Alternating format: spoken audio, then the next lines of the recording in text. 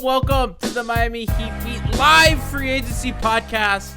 I'm your host, Giancarlo Navas, and with me today on stream here on twitch.tv/MIA Heat Beat. You'll also find this on our YouTube channel, Miami Heat Beat on YouTube. And also, if you're listening to this on our podcast feed on Spotify or Apple Podcasts, wherever you get your podcast, you're listening to us there the next day. But right now, we're live on twitch.tv/MIA Heat Beat. On the bottom of the screen, you have our 2K coach, Franky G.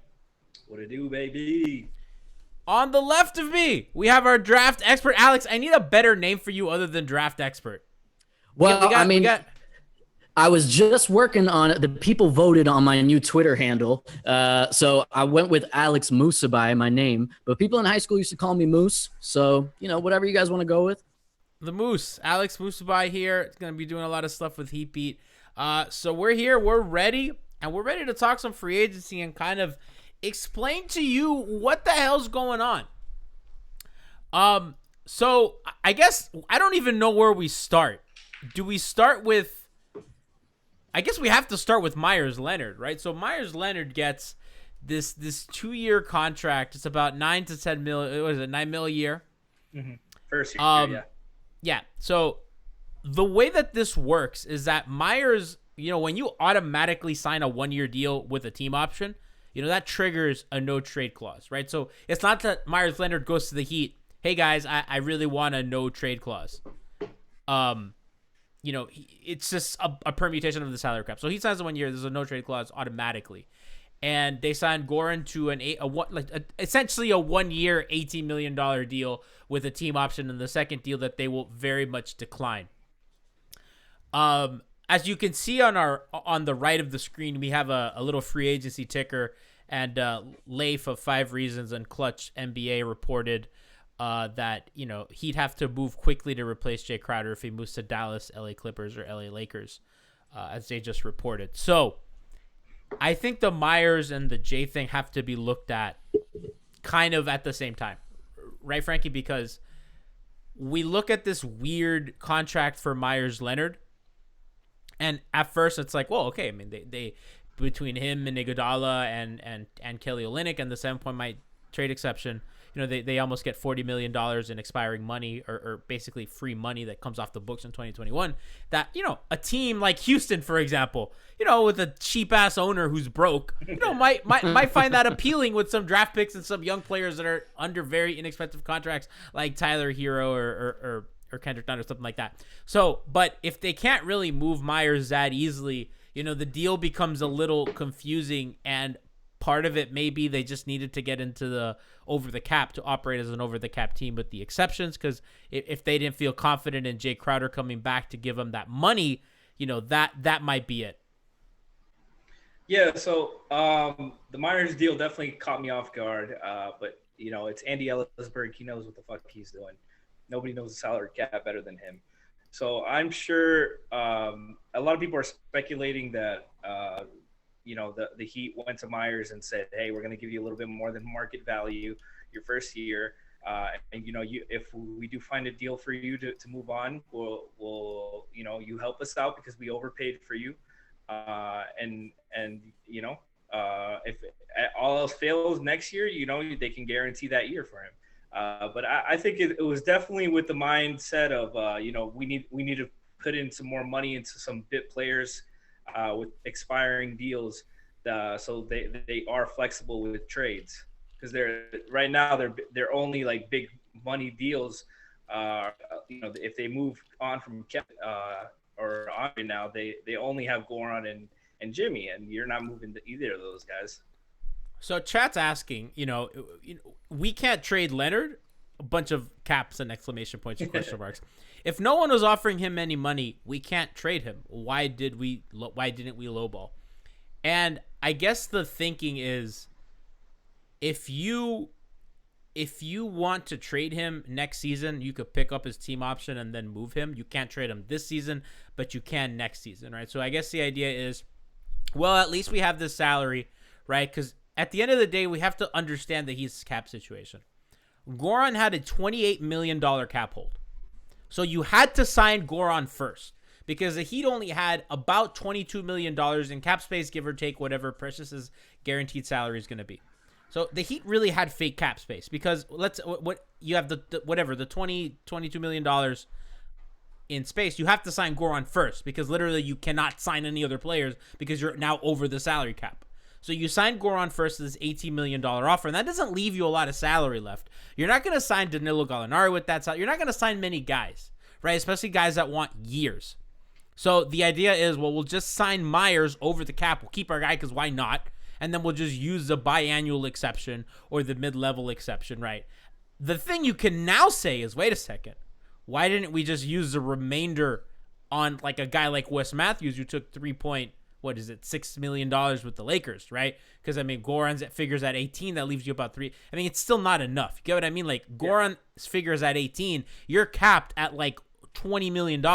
So with that $2 to $3 million, it's not going to be much more than your biannual exception or your mid-level exception. So if you're operating as a franchise, you're like, well, I'm going to lose this cap space for nothing because I really can't use it. And they're so far away from the hard cap and the luxury tax that it really doesn't matter. So at least by giving Meyers that contract, you have something. Even if he opts out, even if you decline it or whatever, you have something in case you need it. Because if not, that cap space goes to waste. So it's essentially them just paying Meyers money for no reason.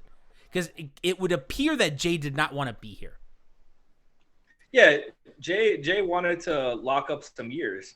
It seems like he wants the role, he wants the years, and he also hasn't gotten paid enough. When he was in Boston and got that 4-year deal, everyone was talking about Jay has the biggest bargain in the NBA, and he's just got off that contract. He's trying to get a little bit of money because this is going to be his last big deal. So it makes sense for him. You can't fault the guy. I never fault the guy for trying to get paid and get security for himself. So I'm not mad at him about it. I just want people to understand, because Alex, I felt when it first happened, obviously we're all just like, what the fuck is going on? Right? Yeah. But if with the idea that Jae Crowder is probably not going to be here and didn't want to be here, all of a sudden the deal makes a lot more sense. Absolutely. I mean, the deal, like you said, made so much more sense when we started this stream. What I do want to say, though, just going back a little bit, I don't think it's so much like Franky said that he didn't want to be here. It's like he was trying to secure those years. I don't think he's ever been more, for a lack of a better word, maybe popular or whatever. Like the bubble was a huge showcase for him in many, many ways. And wherever he ends up, he's going to be a great guy. But with that said, this is the brilliance of Andy Ellsberg, and I'm glad that they were able to find a way to at least bring back a piece, and a piece that, let's not forget, is going to be a huge presence in the locker room. Jimmy loves him. Like there's really no downside to this move, in my opinion, especially knowing now. Yeah, I mean, it just seems like the Heat are not budging on the multiple years thing with Jay, right? So like this, we're reporting with Leif and Clutch NBA, who are, their reporting has been pretty unassailable, right? So those are guys that we know, are pretty plugged in and we know that they have good information. So going by that, you got to pivot to Gallinari at this point. Jeremy Grant, I don't think that the Heat are going to be in the market for him. He's going to take more money in Denver. The Heat only have the MLE to offer. And I think, yeah, we can still get, so chat's asking, they could still get Gallinari. You can pay him. The Meyers Leonard contract does not affect their Gallinari money because Meyers Leonard was signed with bird rights that they could not use that money for literally anything else. I need everybody in chat and everybody listening to this podcast or watching it on YouTube to understand. The money that they gave Meyers Leonard was money that would otherwise not be used for anything else given their cap situation particularly because of Goran's $28 million cap hold that made the order of operations on this day weird. The Heat had fake ass cap space. Because once that Goran cap, it's just fake. The cap hold was larger than their cap space. And once you sign Goran to that big figure that everyone knew that they were going to sign him to, it all of a sudden then shrinks the space that you had into something that you can't realistically sign a free agent. It's like $2 to $4 million. You're not going to sign anybody with that, and your biannual exception is already at 3.6. And they can use that while they're over the salary cap. So, like, I just want everybody to understand that does not affect their Gallinari chances. Now, I imagine the Heat are going to be a lot more aggressive talking to Gallinari. Gallinari has still not made a decision. The Heat can still sign and trade for Gallinari because they're very much well away from the hard cap. So you get hard capped for a couple of reasons.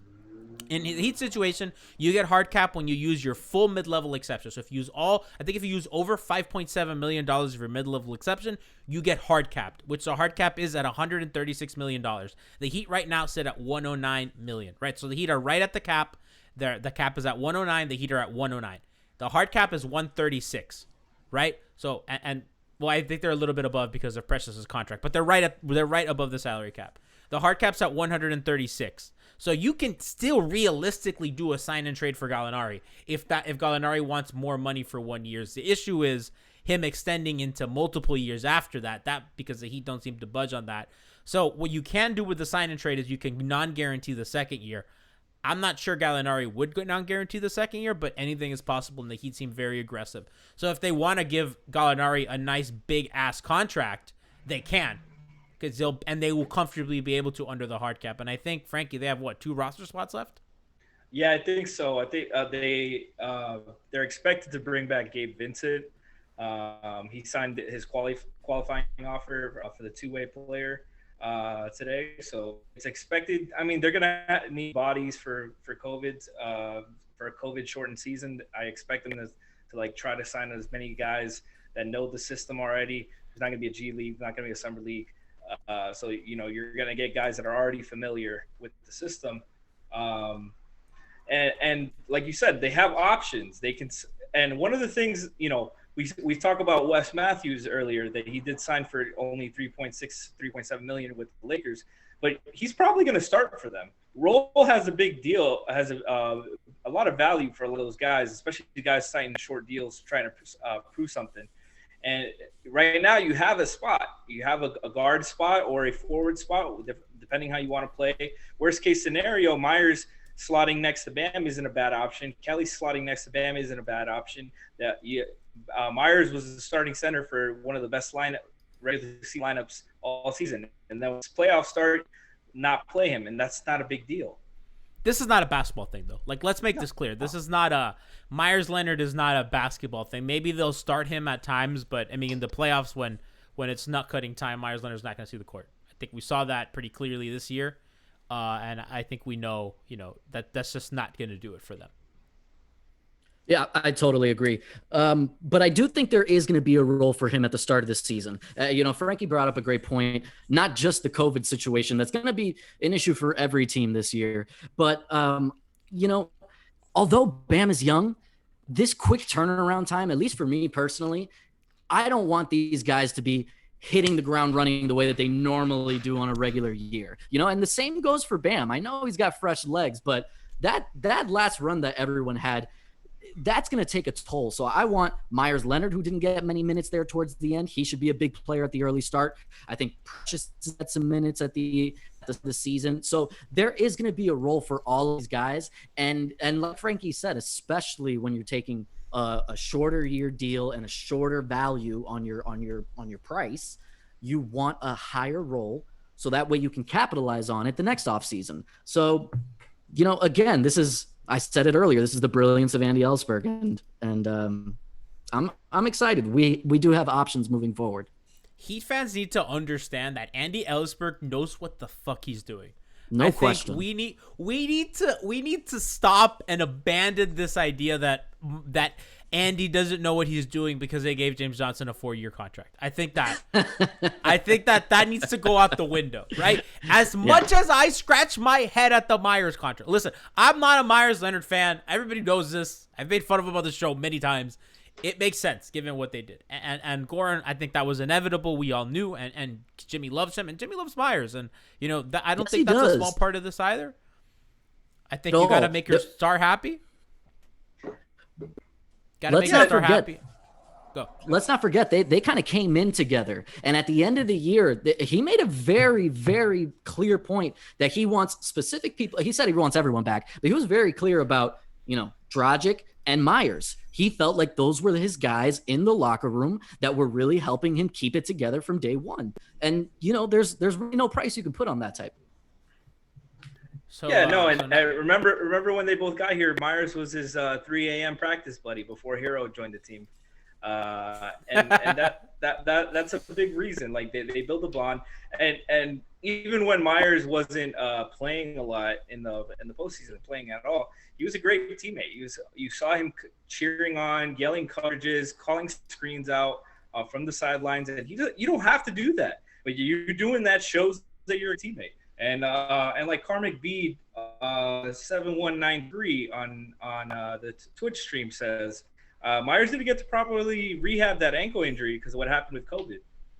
He got I'm not here, but Franky, I'm not here to give a basketball explanation to why they kept Meyers Leonard. They're probably going to start him at center next to Bam unless they get a guy like Ibaka, which, by the way, I mean, the Heat are going to still be in the running for Ibaka. They're still going to be in the running for Gallo. They're still going to be in the running for these guys. I mean, losing Wes Matthews hurt. That was a guy that I really liked. They're going to be in the running for guys like Aaron Baines. The Heat are going to have the juice to get some of those other deals done. Meyers does not stop that from happening. We welcome in on the bottom of the screen, on the bottom right here, producer and co-founder Brian Goins. Okay, Brian's muted. By producer is not producing. He's back. Now we got him. I was about to say. Yeah. Brian, we're just making risotto. Oh well, I didn't ask that. You were late. We have to start without you. That's my reason. Hashtag we have enough. Chat's asking about Ibaka. I mean, we don't know. Ibaka's still on the longest flight ever, as he tweeted. I heard he has 10 offers. Is that true? Yeah, of course he does. He's a unicorn center who could shoot and protect the rim and dive and screen well and switch. He's awesome. Of course everybody wants him. I saw in the chat. And he has a ring, and he's made a lot of money. So, you know what I mean? It's he's in the unique position. I saw in the chat you were asking for Precious' salary. Did you still need that? Yeah, I would like that because the Heat are at 109 right now at their salary number without Precious. So I'm kind of curious as to what Precious's number is. I'll find out. Okay, Brian's gonna hashtag always be produced in. AC3R6 on chat is asking, who do you guys want if you could pick the one player that is realistic and fits in the Heat starting five? Listen, I've been so consistent that it's Gallinari. I think that he addresses a lot of their needs. The only need he doesn't address is the point of attack defense, which I just don't think that they're gonna find in free agency. I saw some people tweeting earlier today that Wes Matthews could be that solution. He's just not that quick to stay in front of point guards. Again, hurts to lose him, especially that you don't keep Jay. Not having Wes is a killer, because you want that perimeter defender. But if they get Gallinari, this is an improvement. If they can sign Gallinari this offseason, the team is better. He's a better player than Jae Crowder in almost every way. He unlocks a lot in their offense that they didn't have before.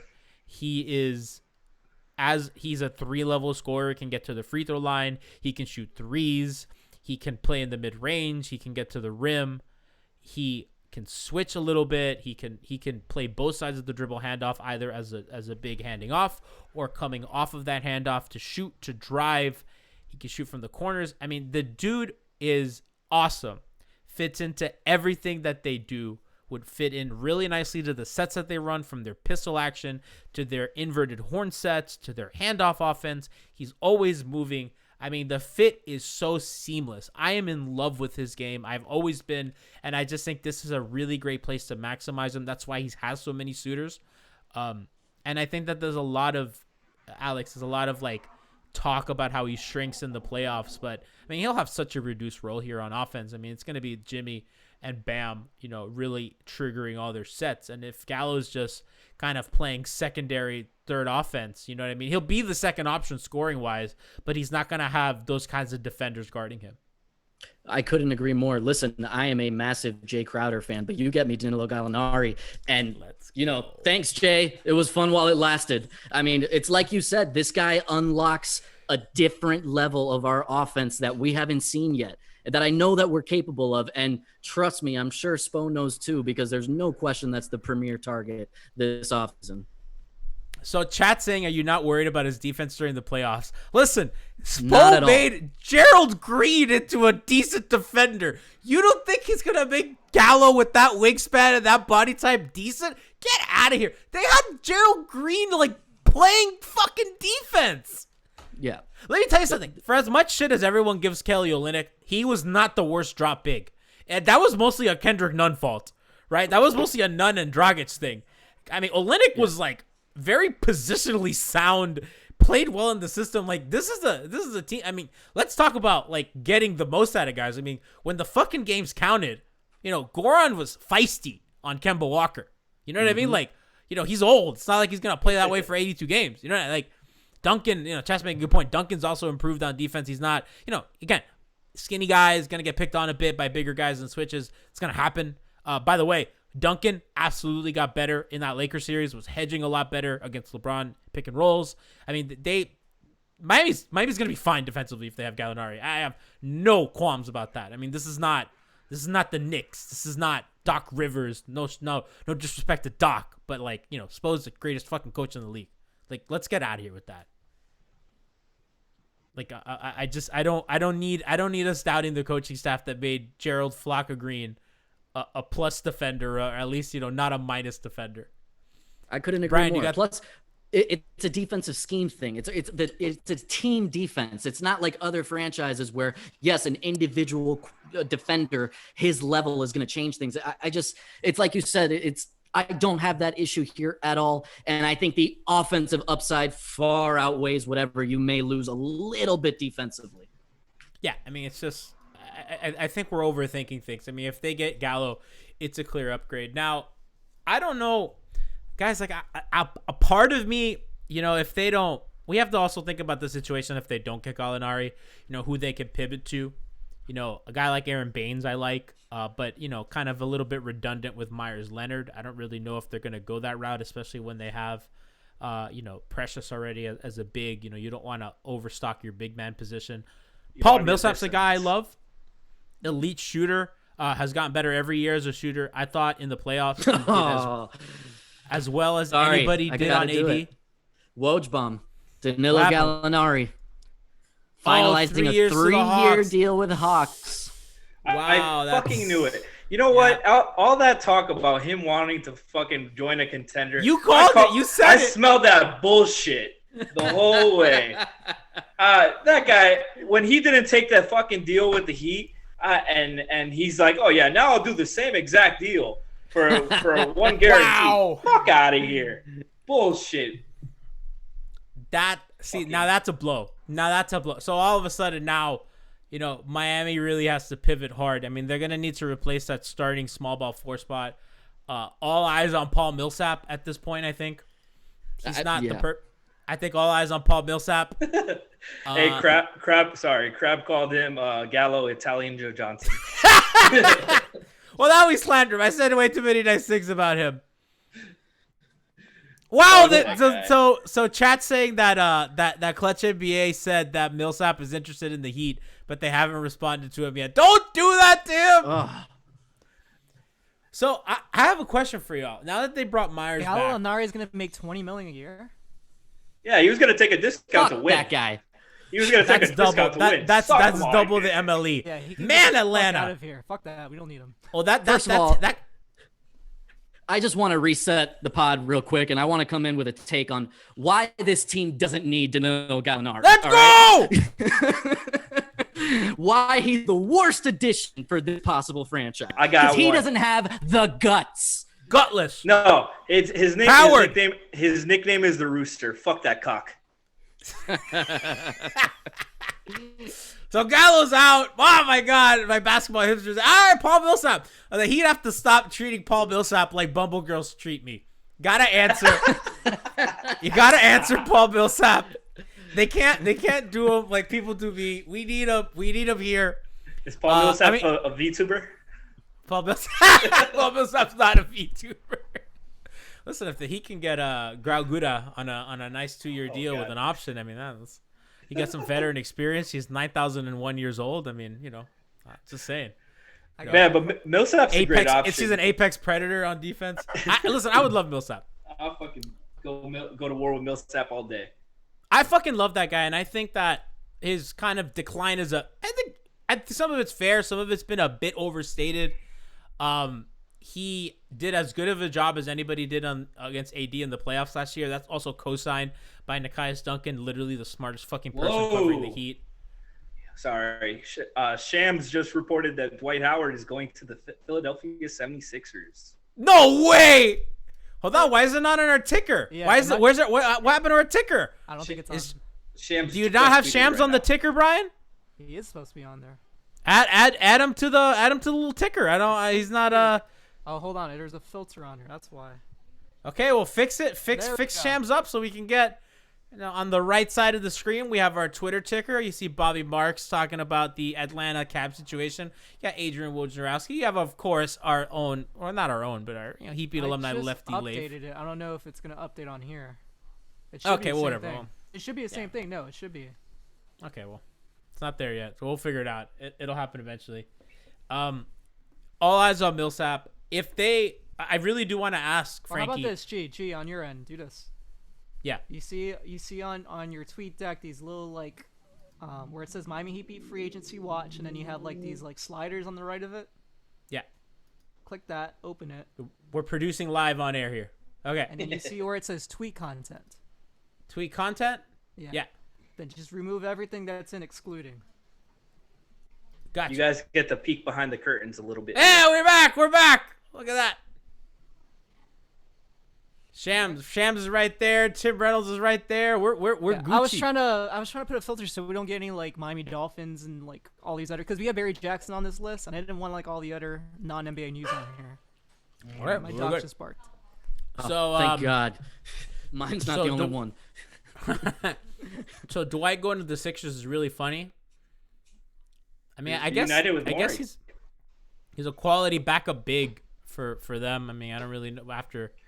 That's actually really surprising.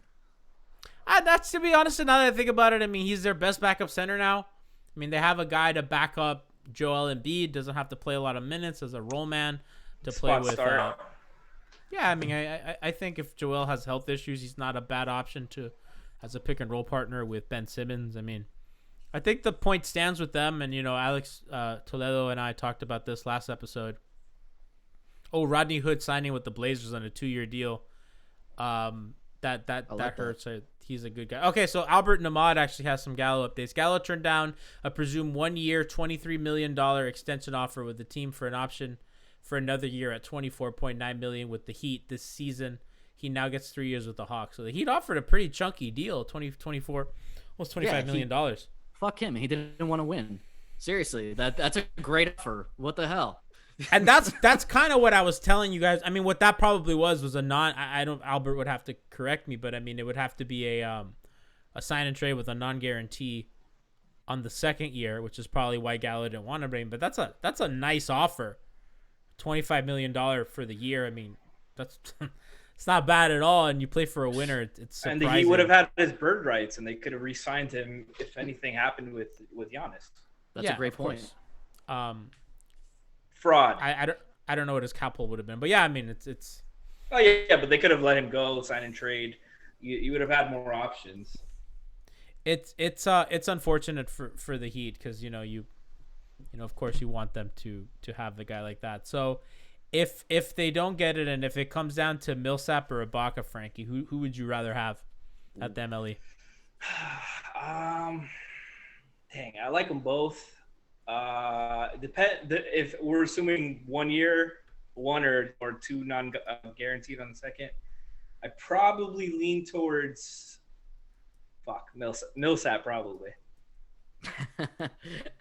and I think Ibaka would help a lot too because it would let Bam not have to play the 5 all season long, get beat up like that.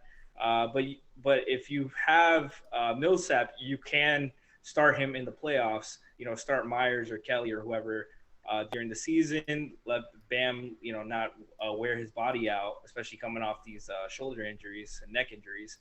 So either way, you can make it work. But I think Millsap is, for the 1 year, I bet Millsap is a bigger contributor. I don't disagree. I mean, I think that he's a guy that I trust is shooting a little more than Ibaka. I think Ibaka, obviously, you trust the defense more. I think Ibaka's probably a better player. I just think fit-wise, I really like Millsap's switchability a little more than Ibaka's. Now, Ibaka can switch, and he's really good. I think that he would be happy with both. I don't. Yeah, either one. Ibaka has less positional flexibility.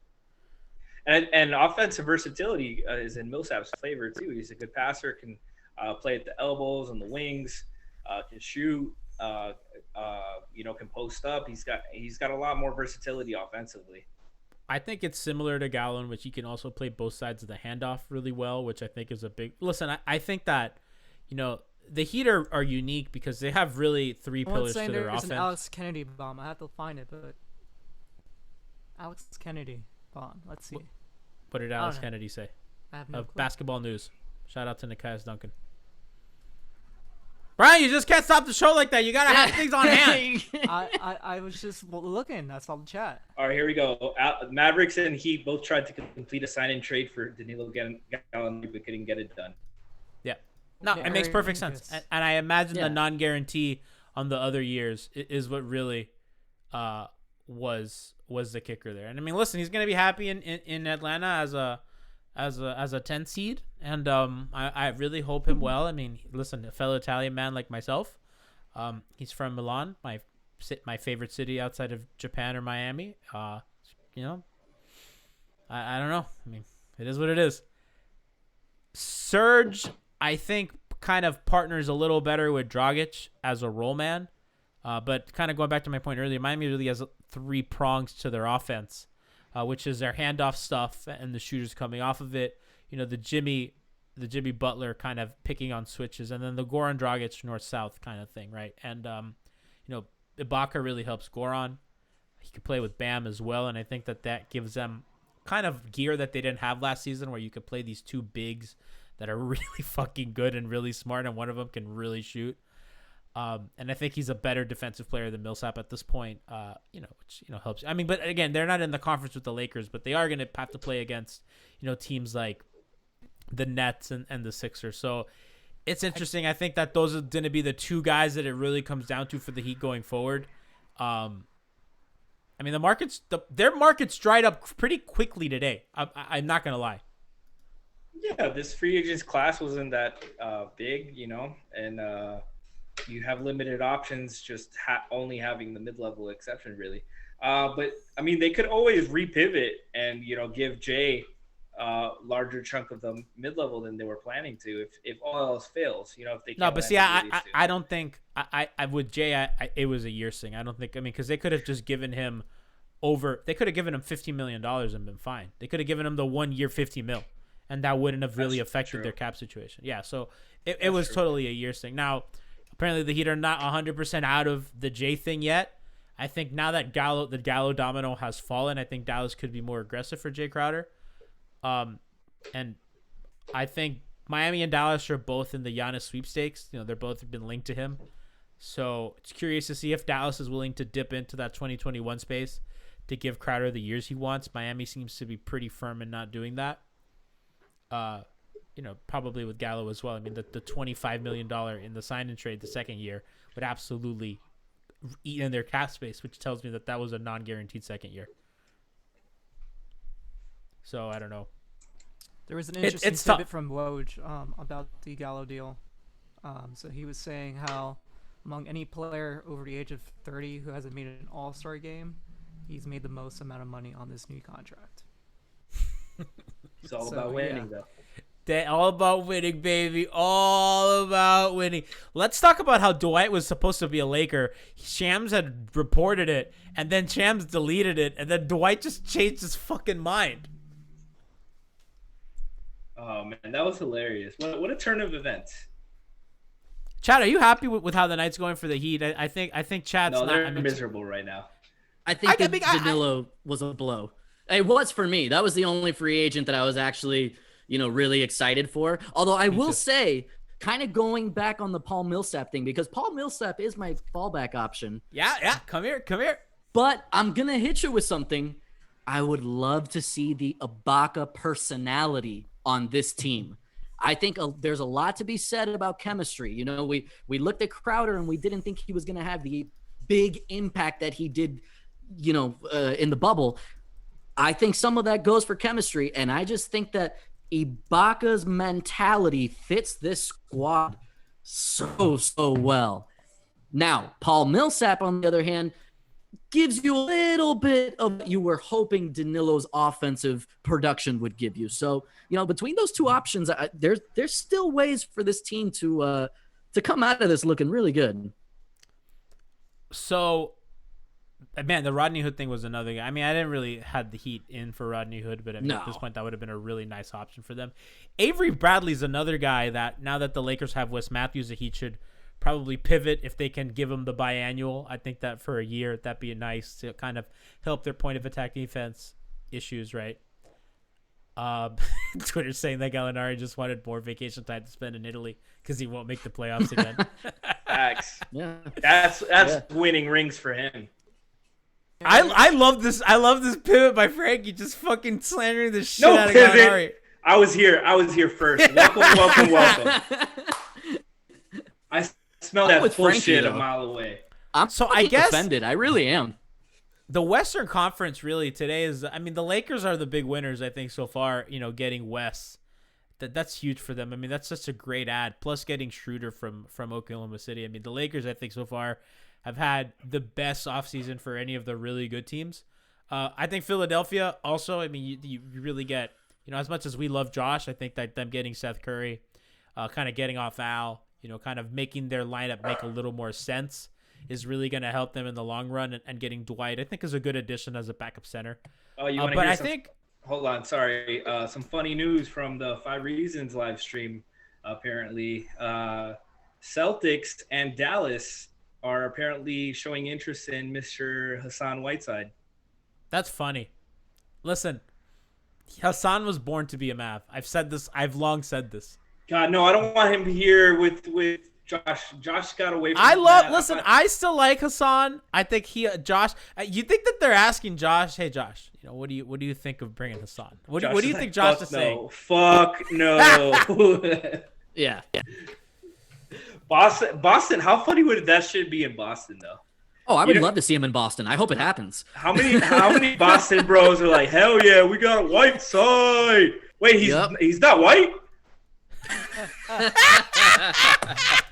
He's on the wrong side. They're gonna get his jersey for the wrong reasons. Another dominant. Classic Malik Beasley just signed a new deal. Who? With Malik Beasley signed a 4-year, $60 million deal. That's insane. Skyforce legend. Hot take. I don't think the Mavs will make the playoffs if they sign Whiteside. That's crazy. Not a hot take. You're insane. That is a hot take. What are you talking about? That is not a hot take. They have Luka and Porzingis. What are you talking about? That team's a lock for the playoffs. And that's how much of a minus. No, Porzingis is out for like the first half of the season. It doesn't matter. I mean, Luka's great. I mean, they're gonna make the playoffs. Get out of here. Yeah, but if Luka gets banged up, Utah Jazz, Rudy Gobert and Donovan Mitchell are gonna fucking usurp them. Get the fuck out of here. Devin Booker. You don't think Goran's gonna call Luka and say, "Hey, bro, stay away from that guy"? Oh, for sure. I mean, they were kind of boys. And then there was a lot of yelling. Remember the Whitey? He won't set screens for you. All right, this heavy pick and roll offense you like. He's not gonna do any of that shit. Hold on. Somebody in chat just goes, Hassan googling what time zone Boston is in.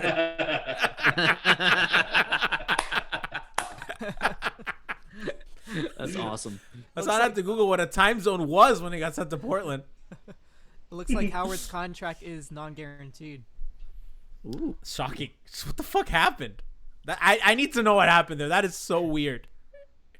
That is incredibly weird. Oh my god. Okay. So, still no news on. So the thing I was kind of saying earlier was, the Nets haven't really added anybody that we thought they'd be in play for so far. The Bucks got Drew Holiday, but not Bogdanovich. I don't think the East has gone significantly better in a way that should scare you. Toronto still, is working to see what they do with VanVleet, and the Celtics haven't done anything yet. The Tampa obviously, Raptors, third best team in Florida. If they lose Jae Crowder, listen, the Tampa Bay Raptors beat is coming soon. If the Heat lose Jae Crowder but get Millsaps instead, I think that's an improvement. He's a better player than Jae Crowder, and I think that let's not forget that the Heat fucking kicked Milwaukee's ass at 5 games, and it probably would have been 4 if not for Chris Middleton summoning the spirit of Kobe Bryant. Let's not forget that just because they add Drew Holiday, it's not does not mean that they're gonna kick Miami's ass. Now let's not forget that Jae Crowder shot 1,000,000% from 3 that series, because the Bucks left him open and he hit everything. But if they get Millsaps a much better shooter than Jae Crowder. He's as good a defender. I think Jay's defense was a little overrated, especially in their switch scheme. I thought he was getting beat a lot. He has a good length as a help defender, and he is very good positionally. He knows where to be and stuff. But I think as a one-on-one guy, he wasn't this. I think he's a little overrated. He's good, but obviously, not a weak link whatsoever. But he's not, a stopper like everyone thinks. Karmic Beat said you're exaggerating about the Chris Middleton thing. He went 12 for 28 in that game. That is exactly what Kobe Bryant would have done. Yeah, what are you talking about? That's exactly it. Kobe was a shit, man. Listen, just throwing them jacks. So yeah, I think the Heat fans are probably set up to be a little disappointed today, but I don't really think they should be. I think that, like I explained at the top of the show, why the Meyers Leonard deal makes sense. Even if it's not for 100% on the court reasons, there's a lot of reasons why that made sense.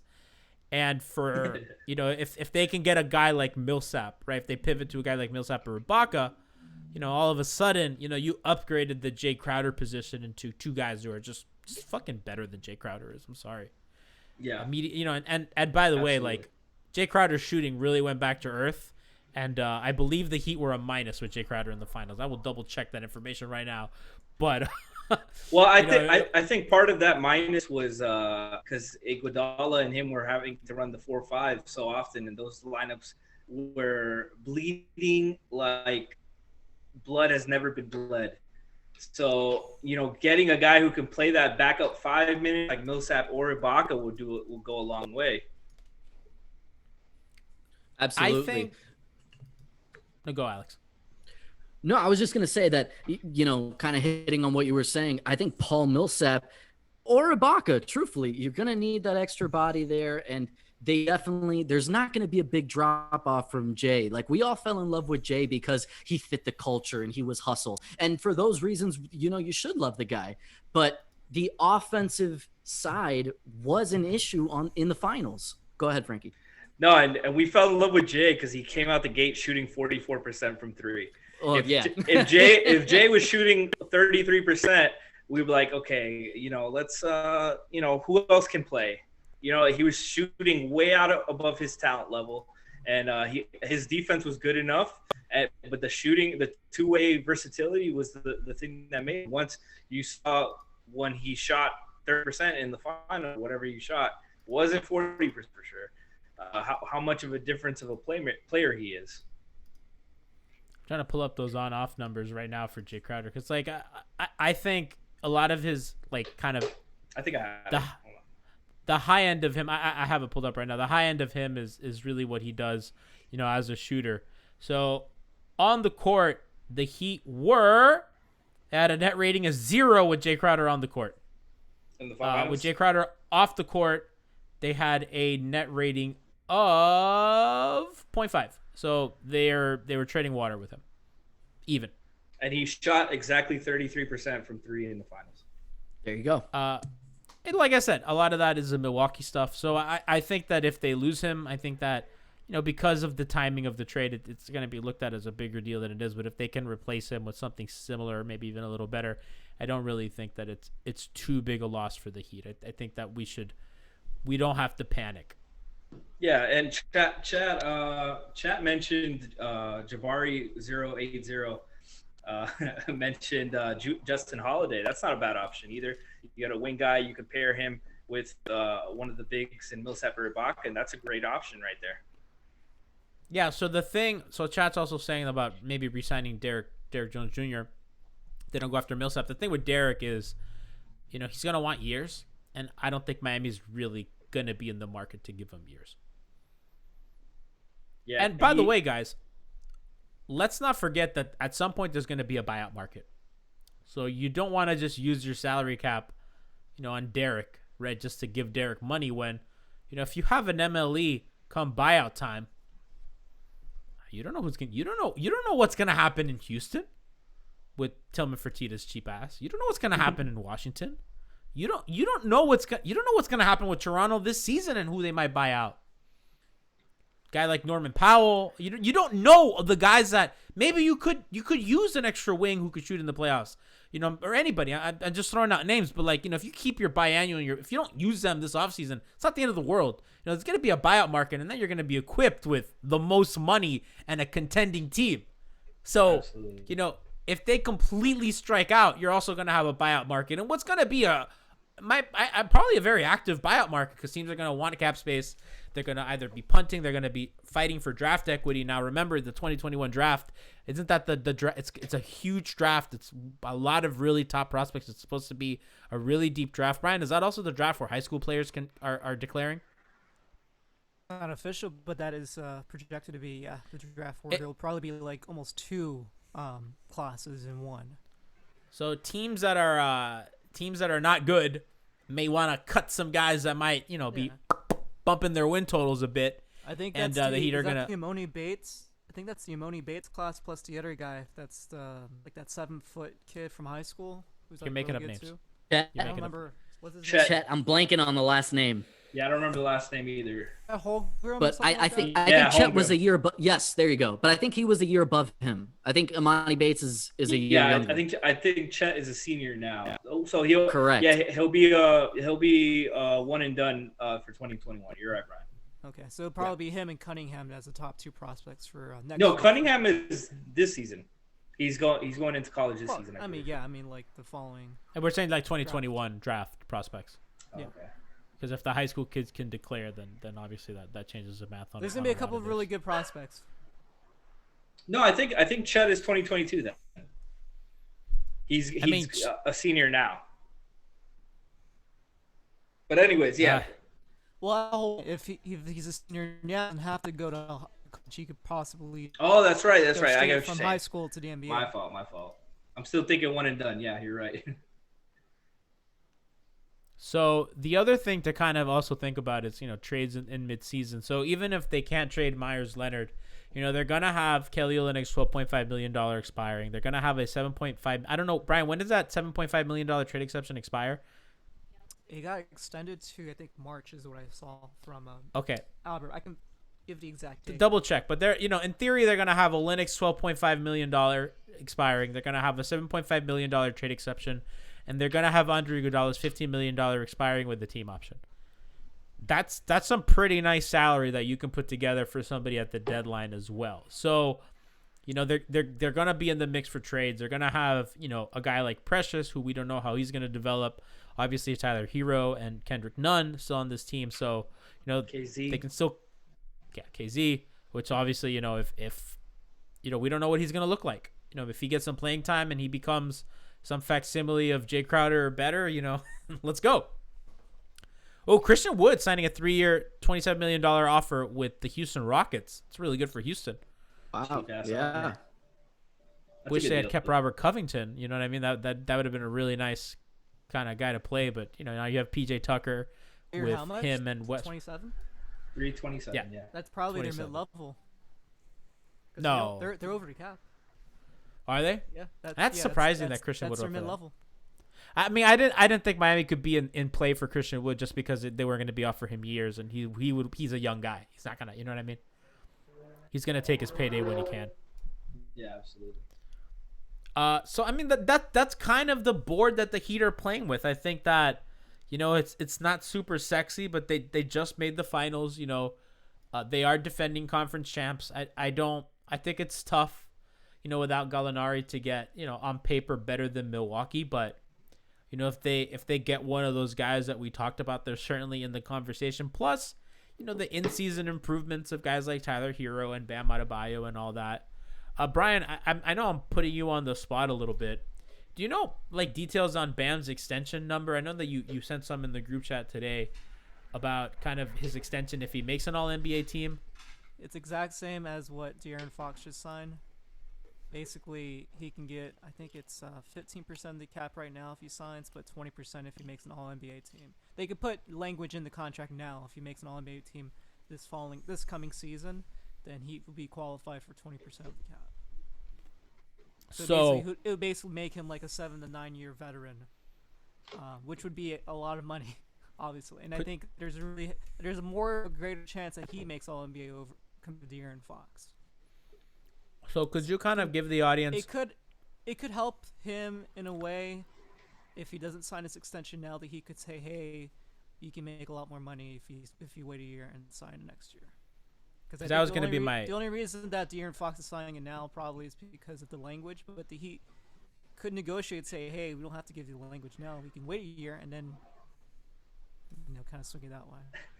Could you kind of explain to the audience what that means for Giannis? So if let's say Bam agent, it means nothing. It basically means that Mickey Arison has to pay more money in the tax. Okay, so it does not affect their chance at Giannis if Bam wants. If they get Giannis, they will pay the tax. Mickey Arison's been on record recently saying he will pay the tax for a championship level player, meaning Giannis or Harden, whoever. Let's that go, baby. Now, does Bradley Beal count?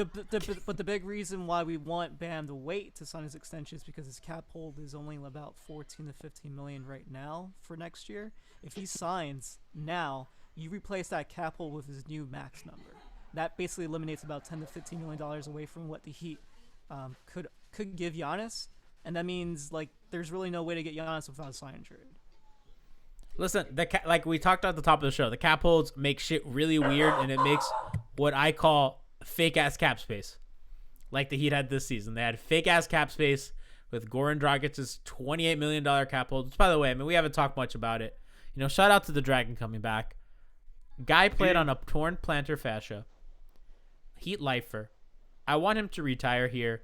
They traded him in the offseason to Dallas for the whole Jimmy trade. Fell apart. One of the best things to happen to this franchise. This franchise has gotten lucky with weird shit at the nth hour. With Anthony Carter and Goran and all that. He's everything that this franchise is about. I think that oftentimes the Heat sell and propagate this idea of Heat family and all that, and they trade Mario Chalmers, right? They do all this stuff, right? They don't give Dwayne the money, they kind of fade. Oh, we can't move Josh McRoberts, all that stuff, right? But I think that taking care of Goran was a really good way to nurse to. I don't know how to say it, to fix their public image. And kind of how they take care of their star players. I think Goran playing on that torn plantar fascia, doing everything he could to get back on the court, the run he had in the playoffs, what he just means to this team as a leader to Tyler, as a leader to Bam, the relationships he has. The dude plays hard as fuck. I think the Heat are big on leading by example with Udonis and with him. And he's outside of UD, he's the longest tenured Heat player. How long has he been here? It's almost 7 years, right? Yep. 14, close 15. to it. Yeah, so close to it. That dude is awesome, and I want him to retire a member of the Heat, and this was a nice number. And I saw some people surprised on Twitter, some other NBA people, and no, this was expected, and I'm so happy for him. He was practically the second best point guard in the playoffs this past season. Yeah, he's worth that much money, and it's only basically a 1 year guarantee deal, so it's that's fine for 1 year. You're basically guaranteeing him 18 million or 16 million. Yeah, and Goran could have could have gotten more and had the opt-out option still, but he's still playing ball. Goran's always played ball. When he got here, sorry, Brian. No, I'm saying when you compare his contract that he got now to whatever Fred VanVleet's going to get, it's going to look like nothing. Fred VanVleet. I don't know about that. Fred's going to get around 21, I imagine, at 22 at the max. I don't really see. Yeah, but for 5 years or 4 years. I mean, Fred's also a lot younger. I know, but still, I mean, think about we don't have to worry about the years, and you'll probably sign a much less contract next year. That's why you're doing the balloon payment now. The cap space that you're saving is nothing right now. You want to pay him as much as you can, because next year is when you want to try to bring him in for who knows what he'll sign. It could be one of the exceptions, or he could sign for the vet min. We can go after somebody else with one of the exceptions, because the Heat will still get an exception even if they land Giannis. It won't be the full 9.3 mid-level, but it'll be the taxpayer, which is still about 6 million, 5.8, depending whatever next year's cap number is going to be. Still something significant, and if you get Giannis, that's going to get you a very good veteran, whoever that will be. So they're positioned to get a lot of good players. I mean, it's insane what the Heat are in line for right now. Plus, they can still make trades at the deadline with a lot of these expiring deals that they have. Granted, yes, you'll need their consent, but I mean, I think they'll be able to get that done if they need to.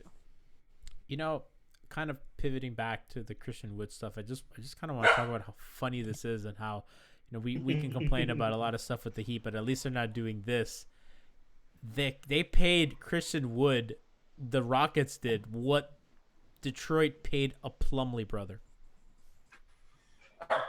And I like that Plumlee brother, but man, how many centers do they need? I mean, but it was Christian Wood's a lot better than a Plumlee brother. He is. No, he is. I completely agree. They gave him the same fucking money. They gave. And you drafted a 3 center. years, 25, and Christian Wood just signed for 3 years, 27. What the fuck is Detroit doing? Could be worse, guys. You just left the finals. You're bringing back most of the same core. We're in a good spot, guys. We're not spending money stupidly yet. And I want fans to understand the Meyers thing was not stupid money. And I know that the podcast audience might get annoyed by this. I'm just saying it to new people in stream. There's reasons at the top. Yeah, there are reasons why, and just really quickly to kind of go over it for those of you new in stream. I mean, they that money that they gave Meyers, they literally could not use for anything else. It was not money that took away from other free agents or anything. That was pretty much money that was only for Meyers, that was only for re-sign their own guys to 1 year deals. And if Jae Crowder wanted years, it doesn't even include Jae Crowder. So they just gave Meyers that 1 year deal so that they can, if they want to, they can opt into it and then trade it next season. And if not, whatever, you lose them. But it's just so that they can keep something, an asset. That salary is an asset because it's expiring and it has a team option, and that's friendly, right? So the Heat are being conservative, which is surprising for them, I think. You know, it's funny. The Heat are either conservative or they swing for the fucking fences. You know what I mean? It's never in between. No, it's winning in misery. Well, they swung for the fences for what? Gordon Hayward, Durant, and then they ended up with Gordon Hayward, and then they ended up with Dion Waiters and James Johnson for 4 years. So Mavericks are going for Trey Burke for 3 years, $10 million. It's a good deal. A year? Yeah, he had a good year. I don't know. Last year. Huh? He had a good year for them last year. Didn't he play for the Warriors? Good. No, he played. He was with the Mavs. Then the Warriors had a Burke. Alec Burke.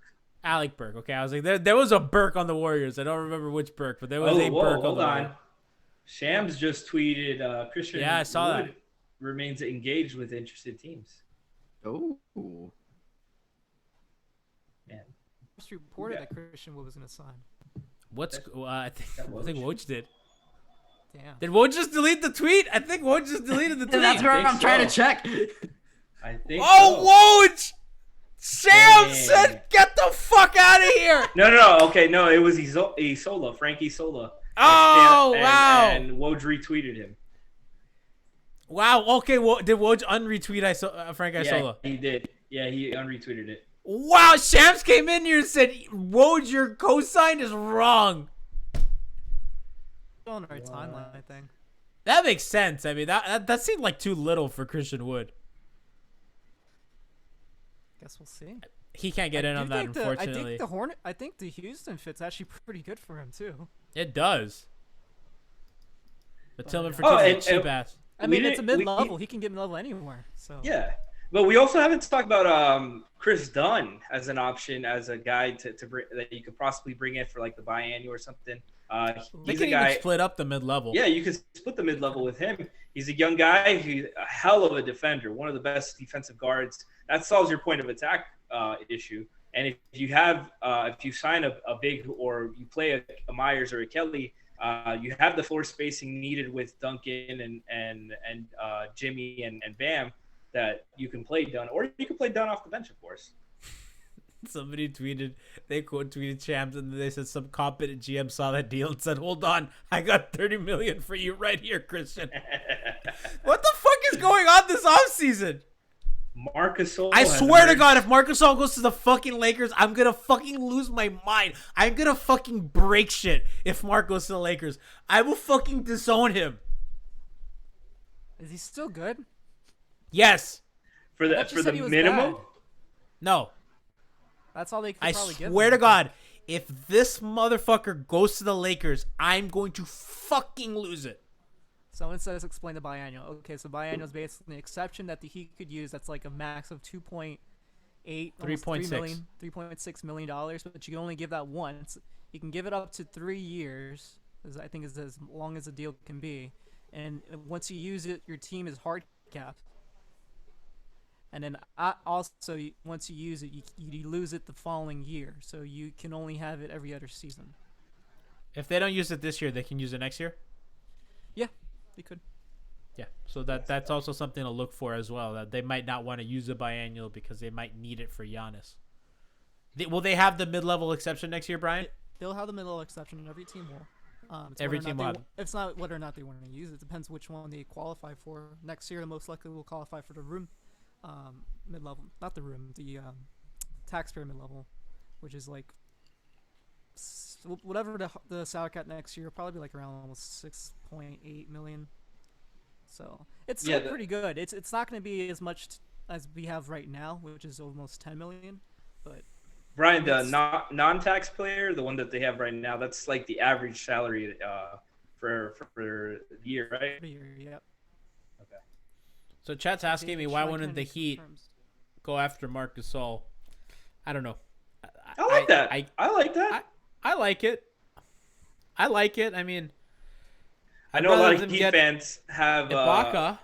A lot of Heat fans have disdain for Marc Gasol because of the whole Fizdale and Memphis thing. Yeah. I'm curious what Gasol's contract will be. I think it has to be a vetman because I don't think the Lakers have any more options because they just signed Wes Matthews to the biannual. And I don't know what else. I don't think they're going to give him the mid-level.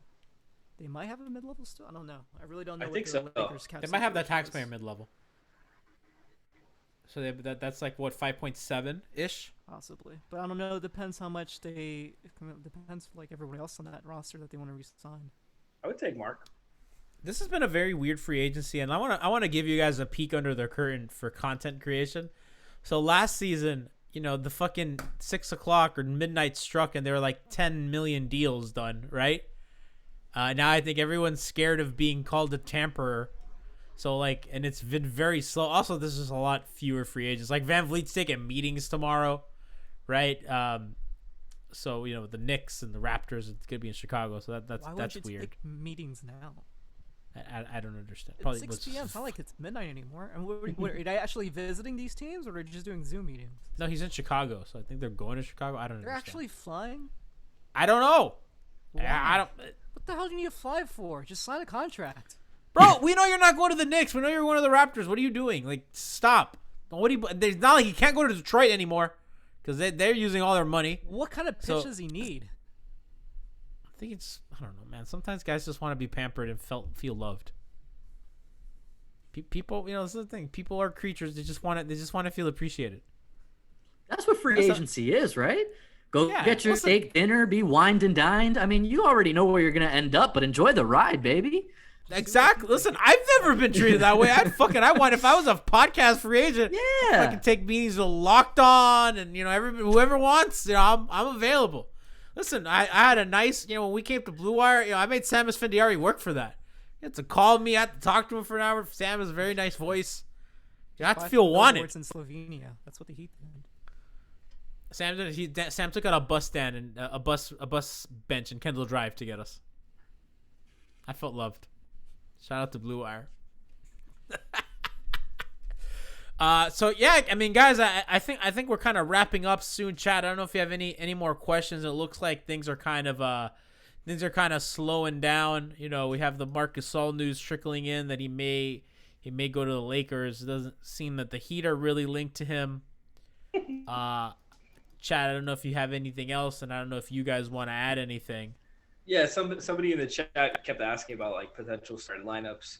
Obviously, this is all like with it keeping in mind that free agency just started, so like this could go so many different ways. But I mean, you're gonna look at Jimmy and Bam and Duncan are pretty much the locks. Duncan barring any major trades, but those three, then whoever you, I think Hero's gonna start. I think he's probably gonna start next season. I expect Goran to miss a little bit of time in the beginning for recovering. I don't know how long that takes, but I mean, it was only like a month or two ago that he had the injury, so we don't know how long that's going to take. And then you probably slot in a big, but I honestly believe Hero's going to start. What about you guys? I think that's the move probably. I'm not a big Kendrick Dunn guy. And I think, it's logical that Hero takes that next step, especially playing off of guys like Jimmy and Bam. And I think, Goran is for sure probably going to be your backup point guard, kind of scorer off the bench with whatever other guy they get, right? So if they get Ibaka or Paul Millsap, those guys will certainly start. And I imagine the rotation will something be like those guys are going to stay on the court when Goran's on, right? So you're going to give Goran one of those bigs to play with, and then Bam and Jimmy come off or whatever, whatever they decide that they want to do. Makes sense. Alex? I think they're going to give Kendrick Nunn every chance to win back the starting point guard role because you do want to feature him. Let's not forget, at the end of the day, I think we all expect him to be traded at some point. That's not a shot at Kendrick.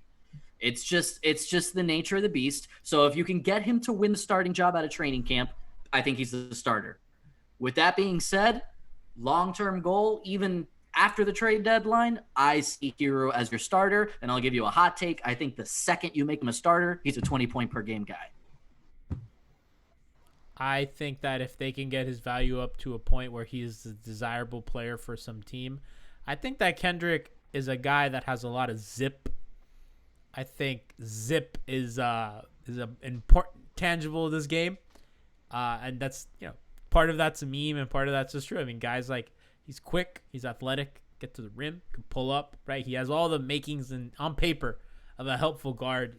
He has some warts, but I think that Heat fans are probably harder on him than anybody, and I think that he will for sure get playing time. I don't expect Derek to come back. I hope that they can. They're not going to have Brian roster spot for Solomon Hill, are they? Seems unlikely because right now they still have Crystal on the roster. So fuck that guy. Cut him. Oh, obviously, you got to refresh aggressive. Yeah, what did he ever do to you? Didn't you see the video of him with his mother? I mean, I want beautiful. Solomon Hill here.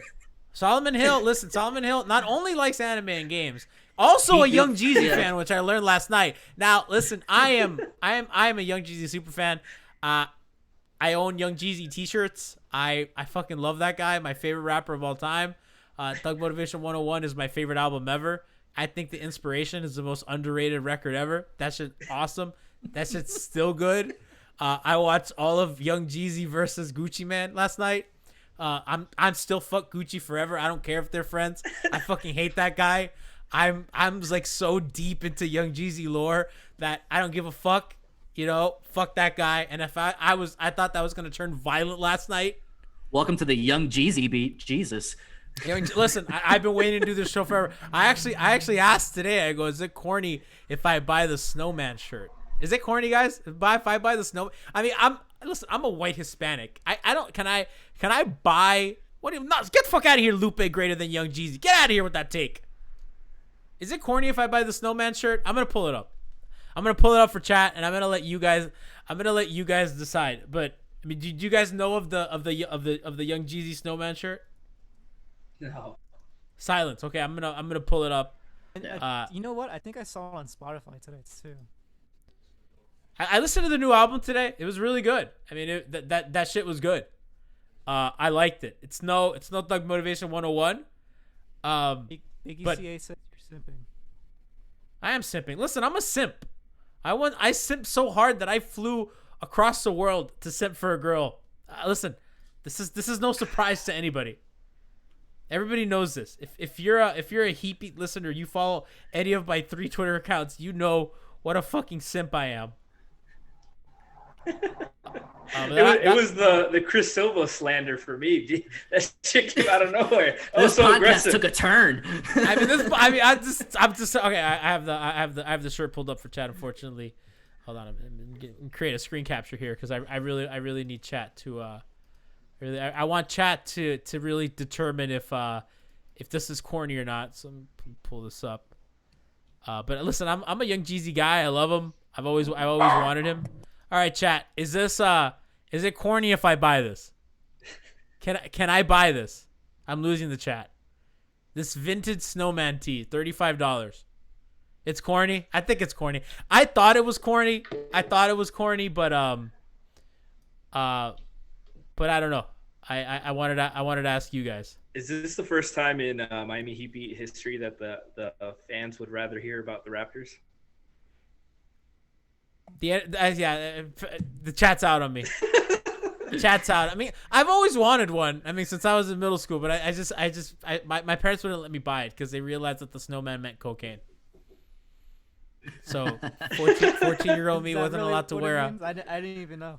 Yeah, it's the snowman, Brian. I mean, what else? Do you think Young Jeezy's frolicking in the snow? I thought he was just frosty, like icy, or I don't know, whatever that song is. That's a cap. And the show.